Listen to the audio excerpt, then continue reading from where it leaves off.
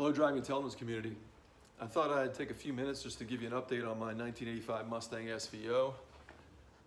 I've still got several things to do to it, and I'll go over what I've accomplished so far. Just a side note, there's actually a guy who did what he could to find my phone number so he could text me a message to say that he didn't agree with the way I did my Hotchkiss caster camber plates, and he also didn't like my ricer wheels. And I find it humorous that he's got nothing better to do than to try to find my phone number so he can send me a message. You know, it's real easy. If you got comments, put them in the comment section below, and while you're at it, give me that thumbs up. So let's go over what I've done on this car.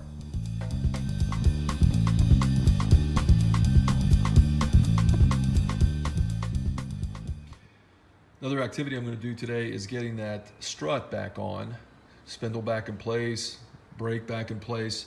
You can see I don't have the tie rod end on yet. I'll get that on also.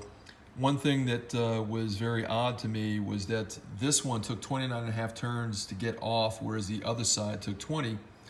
I'm going to sync those up to equivalent turns, making sure that each turn I give up on this side, I'm going to get on the other side. That way I won't affect the toe. But I can straighten the steering wheel up with my Flaming River steering column, and I should be able to get the steering wheel straight, and everything should be in sync with no problems. In response to my texter I mentioned at the beginning of this video, he said that I should have adjusted down the Koni shocks using shims to get the adjuster down lower so it wouldn't hit the hood. That does not work. I did that. I had to make sure that I had enough threads to get full nut engagement on those threads. And I also called Hotchkiss, and they told me that this was not an application that worked well with the SVO Mustang.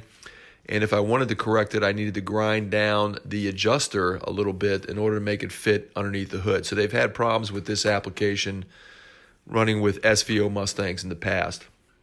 I'm finished with the power steering, and I'll show you underneath the car what I did there. But just a quick note here, I took the belts off so I could manually turn the power steering pump, and that pumped fluid through the system.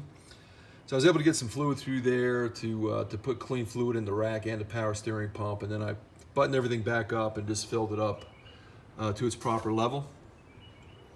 So getting underneath the vehicle, here you see my power steering lines all brand new, put in, no more leaks. So that's good news.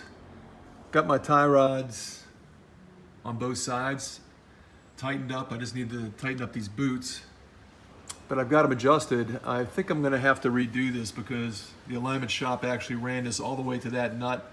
I'm going to have to take these off again, run it in so I have equal threads on each side for adjustment.